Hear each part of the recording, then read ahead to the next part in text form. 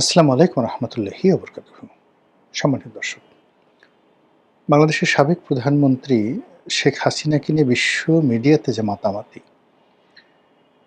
এটি রীতিমতো বিস্ময়কর। আপনারা জানেন যে মিডিয়ার দৃষ্টি আকর্ষণ করা চাট্টিখানি কোনো বিষয় নয়। এই মুহূর্তে পৃথিবীতে খুব অল্প মানুষ রয়েছেন যারা সরাসরি মিডিয়াকে আকর্ষণ করতে পারেন রাজনৈতিক সেক্টরে।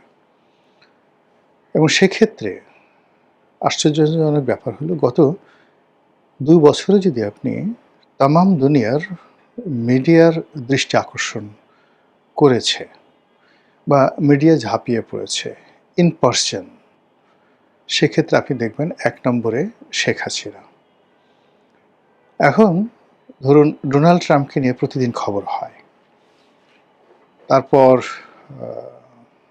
সৌদি আরবকে নিয়ে খবর হচ্ছে, ইরানের পররাষ্ট্রমন্ত্রী নিয়ে খবর হয়, জেলেনস্কিকে নিয়ে খবর হয়। এর কারণ হলো যুদ্ধের কারণে তারা রাষ্ট্র ক্ষমতায় আছেন এবং বৈশ্বিক পরিস্থিতিতে তারা প্রতিদিন এমন কিছু কর্মকাণ্ড করেন বা এমন কোনো ঘটনা ঘটে যে বিশ্ব মিডিয়া মূলত সেই খবরগুলো প্রচারিত করে। কিন্তু যদি ধরেন ইন পারসন ডোনাল্ড ট্রাম্প যেভাবে তার পূর্বসূরি ধরুন ক্লিন্টন, হিলারি ক্লিন্টন, তারপর Joe Biden, George W Bush, আপনি গিয়ে দেখবেন যে এদের কারোর ব্যাপারেই মিডিয়ার কোনো রকম আগ্রহ নেই। শেখ হাসিনার চাইতে অনেক কৌশলগত গুরুত্বপূর্ণ রাজনৈতিক ব্যক্তিত্ব যারা ইতিমধ্যে ক্ষমতা হারিয়েছেন। যেমন ধরুন মাদুরো। তো ভেনেজুয়েলার প্রেসিডেন্ট মাদুরো এখন কোন অবস্থায় আছে আপনারা কি জানেন? আপনারা কেউ জানেন না। কিংবা আহমেদিনেজাদ ইরানের প্রেসিডেন্ট কোথায় আছেন? সিরিয়ার প্রেসিডেন্ট বাশার আল আসাদ সাবেক প্রেসিডেন্ট তিনি এখন কোথায় আছেন? আমরা কেউ জানি না। কিংবা ধরুন জাস্টিন ট্রুডো কানাডার প্রধানমন্ত্রী, অ্যাঞ্জেলা মার্কেল অথবা থেরেসা মে ব্রিটেনের সাবেক প্রধানমন্ত্রী, আপনি দেখবেন যে এদের কোনো রকম খবরাখবর, ব্যক্তিগত বিষয়, কোনো বিষয়ই আমাদের সামনে আসছে না। এমনকি ভারতে যদি আপনি সোনিয়া গান্ধীর কথা চিন্তা করেন, কংগ্রেসের সভাপতি, তার ব্যাপারেও কোনো খবর ভারতীয় পত্রপত্রিকা, আমাদের পত্রপত্রিকা বা বিশ্ব গণমাধ্যমে আসছে না।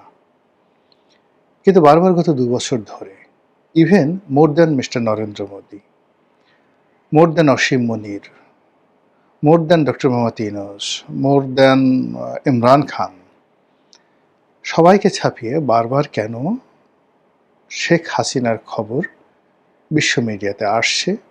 ১। ২ নম্বর হলো বিশ্ব মিডিয়া কেন শেখ হাসিনার কাছে ছুটছে? একটা ইন্টারভিউর জন্য, কিংবা ধরুন সে তো আবার ইন্টারভিউ নয়, সেটা কেবলই মাত্র কখনো লিখিত প্রশ্নের বা ইমেল প্রশ্নের উত্তর দেন, কখনো ভয়েস মেসেজ দেন। এই জিনিসগুলোর জন্য কেন বিশ্বের একেবারে মানে যাকে বলা হয় এত বড় বড় মিডিয়া, সে ওয়াশিংটন পোস্টের মতো পত্রিকা, ইকোনমিস্টের মতো পত্রিকা, তারপরে আপনি ধরুন ব্লুমবার্গের মতো পত্রিকা, যেগুলোতে ২ কলমে একটা নিউজ ছাপানোর জন্য ২ কলম ছোট্ট ধরুন ১০০ ওয়ার্ড একটা খবর ছাপানোর জন্য বিশ্বের রাষ্ট্রপ্রধানরা, সরকার প্রধানরা পাগল হয়ে থাকেন। সেই পত্রিকাগুলো হাজার হাজার শব্দ সম্বলিত নিবন্ধ উপর্যুপরি কেন শেখ হাসিনাকে নিয়ে তারা প্রকাশ করছে। এখন এই বিশ্ব মিডিয়াগুলো কি বাংলাদেশের মিডিয়ার মতো বা ভারতের গদি মিডিয়ার মতো যে তারা সবসময় ক্ষমতার পদলেহন করে? যদি তাই হয় তাহলে শেখ হাসিনার তো এখন কোনো ক্ষমতা নেই। দ্বিতীয়ত হলো যে এই বিশ্ব মিডিয়াগুলো তারা কি টাকায় বিক্রি হয়?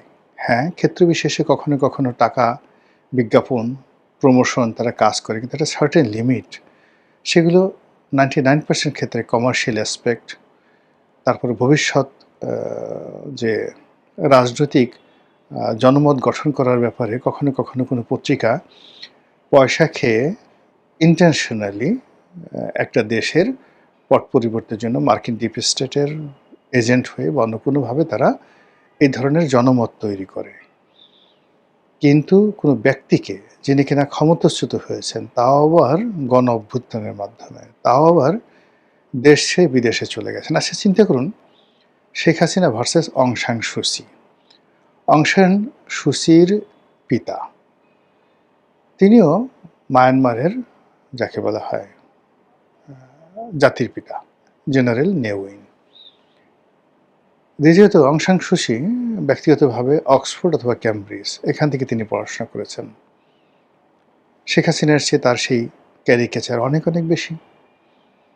যদি আপনি তার ইন্টারন্যাশনাল গ্লোবাল কানেকশন ধরেন, তিনি ইউরোপে বহু বছর থেকেছেন, অসাধারণ ইংরেজি বলেন। এই মুহূর্তে মানে ইংরেজি বলার ক্ষেত্রে, সাবলীলভাবে ইংরেজি বলার ক্ষেত্রে বিশ্বের যত রাষ্ট্রপ্রধান আছে, ইনক্লুডিং বর্তমান ব্রিটিশ প্রধানমন্ত্রী ডোনাল্ড ট্রাম্প, বারাক ওবামা, যারা যারা আছেন, এরকম 100 জন যদি আপনি রাষ্ট্রপ্রধানদেরকে আনেন, সরকার প্রধানদেরকে আনেন, বর্তমান এবং সাবেক, তার মধ্যে অং সান সুচির ইংরেজি উচ্চারণ, বাচনভঙ্গি, রিদম, যেটাকে বাক্যের মধ্যে সেডাকশন তৈরি করা, মানে একটা আকর্ষণীয় মোহময়তা তৈরি করার ক্ষেত্রে সেই অং সান সুচির তুলনাহীন। তিনি নোবেল পুরস্কার পেয়েছেন অতিরিক্ত এবং মায়ানমারের প্রেসিডেন্ট ছিলেন।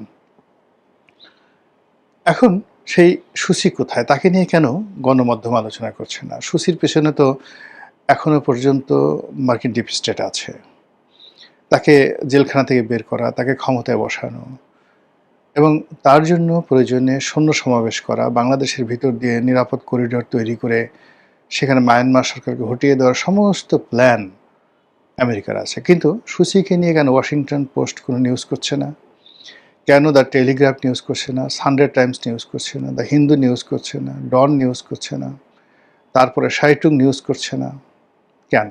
বা টোকিও টাইমস নিউজ করছে না? নিউ ইয়র্ক পোস্ট কেন নিউজ করছে না? ইন্টারন্যাশনাল টাইম ম্যাগাজিন কেন নিউজ করছে না? কেন শেখ হাসিনাকে নিয়ে বারবার নিউজ করছে? এর কারণটা কি?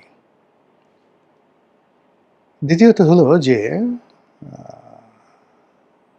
এই আগামীর যে রাজনীতি, আমরা বাংলাদেশে যারা শেখ হাসিনাকে একেবারে অপাংক্তি মনে করছি, স্বরাষ্ট্রমন্ত্রী বলেছেন যে তিনি কে? তিনি কি তাকে কি দেখা গিয়েছে? তিনি কি বেঁচে আছেন? মানে অ্যাজ ইট ইজ তিনি কে? তার শব্দ শুনেছেন কিন্তু তার কোনো বক্তব্য শুনেছেন কিনা? এই যখন তার ব্যাপারে তুচ্ছ-তাচ্ছিল্য আমাদের দেশের মধ্যে, তখন রয়টার্সের সাংবাদিক তাকে প্রশ্ন করার জন্য সেই যে ইন্টারন্যাশনাল প্রেস ক্লাব আছে দিল্লিতে, যেখানে ফরেন করেসপন্ডেন্স ক্লাব, সেখানে উপস্থিত হয়ে তাকে প্রশ্ন করার জন্য তিনি তীর্থের কাকের মতো বসে থাকেন।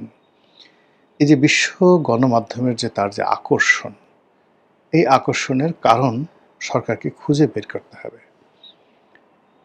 দুটো বিষয় থাকে। যখন একজন মানুষ কারো দ্বারা প্রমোটেড হন, যেমন ধরুন এখন তারেক রহমান সাহেব সালাউদ্দিন সাহেবকে পছন্দ করেন, তিনি ব্যারিস্টার কায়সার কামালকে পছন্দ করেন, মেজর হাফিজকে পছন্দ করেন। এখন এই পছন্দের বিনিময়ে তাদের প্রতি ধরেন মিডিয়ার একটা আকর্ষণ হতে পারে, ক্ষমতা কেন্দ্রিক কোনো ব্যক্তির কেন্দ্রিক। কিন্তু শেখ হাসিনা এখন কারোর পছন্দের তালিকায় আছেন বলেন? ভারত তাকে শেল্টার দিচ্ছে। আমরা বাংলাদেশ থেকে প্রচার করছি যে তিনি মূলত সেখানে একটা আপদ হিসেবে আছেন, ভারত তাকে পছন্দ করছে না।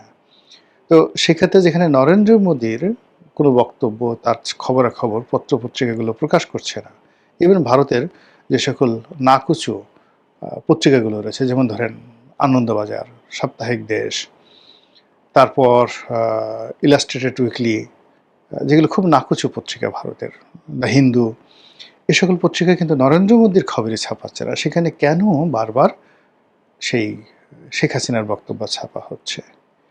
ইট মিনস শেখ হাসিনার মধ্যে হয়তো কোনো অলৌকিক বিষয় তারা দেখতে পেয়েছে, যেগুলো আমরা বুঝতে পারি না, কিন্তু সাংবাদিকরা বুঝতে পারে। এখন সেই অলৌকিক বিষয়টা কি? মানে তিনি কি আল্লাহর ওলি? তিনি কি গাউস কুতুব? Not like that. অলৌকিক বিষয় হলো যখন বহু মানুষের দোয়া থাকে, বহু মানুষের সমর্থন থাকে এবং কোনো ব্যক্তিকে কেন্দ্র করে বহু মানুষের আকর্ষণ থাকে কোনো একটা ব্যক্তি বিশেষ, তখন সারা পৃথিবীর যে প্রচার মাধ্যমগুলো স্বয়ংক্রিয়ভাবে সেখানে রেসপন্ড করে এবং এটাই অলৌকিকত্ব। একজন কালো মানুষ যতদিন পৃথিবীতে জীবিত ছিলেন নেলসন ম্যান্ডেলা, আমরা সারা দুনিয়া তার ব্যাপারে পাগল ছিলাম। মার্টিন লুথার কিং নিহত হয়েছেন, কিন্তু আমরা এখনো পর্যন্ত তার বক্তব্য, তার কথা শুনলে পাগল হয়ে যাই।